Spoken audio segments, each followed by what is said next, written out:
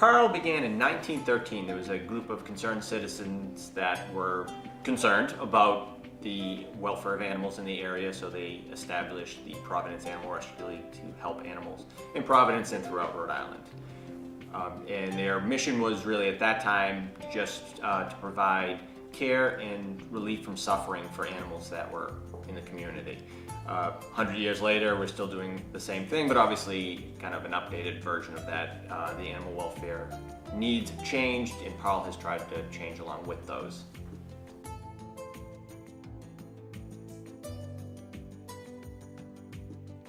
Of course, adoption and surrender. We are open to the public 6 days a week. We're an open admissions shelter, so any animal can come through our doors and we will certainly take them in, and our goal is to rehome every animal that comes through our doors. So we try and make really appropriate matches with our adoption counselors, so we're open for adoptions those 6 days a week as well.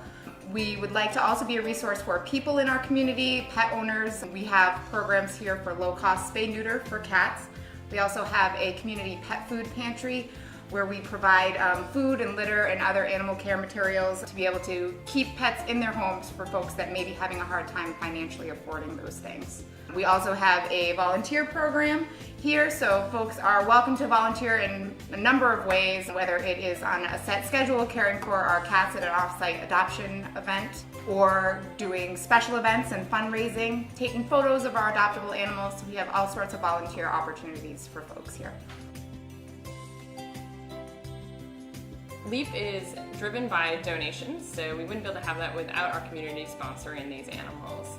The other donation-driven program that we have is Betsy's Fund, which a lot of people have already heard about. That's probably one of our biggest donation-driven programs we have. It promotes all of our medical care for special cases. So recently we just had a puppy come in that had mega esophagus, so he couldn't keep food down.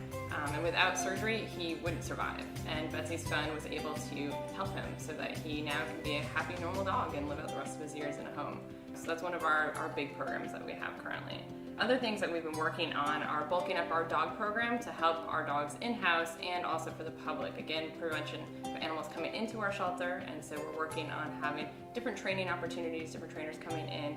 And one of the big parts of that is working with other organizations. I think that's one of the areas that we really excel in and are working on building more connections for that as well.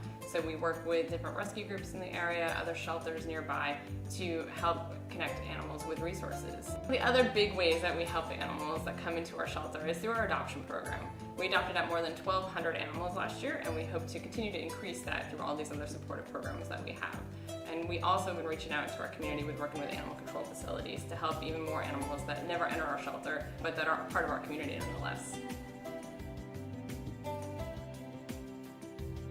It means a number of things for Parle. I mean, the fact that we've been around for centuries is pretty staggering. It really makes you think that this need has been there in our community, in the world for this long. It's pretty staggering. You know, we like to look back at, what were they faced with back, 100 years ago. And really, at the time, they really just needed a place for animals to be. Animals were living horrible lives on the streets. There really wasn't the awareness in the community that there is today. So they needed a place for those animals to go. 100 years later, the needs have changed a bit. These days we see animals that might need a different level of care. We have animals that might have some behavioral issues that need to be worked out, or medical, or a lot of elder animals. So when animals get more difficult to care for, that's where we step in more, try to help the community with those animals that have specific needs.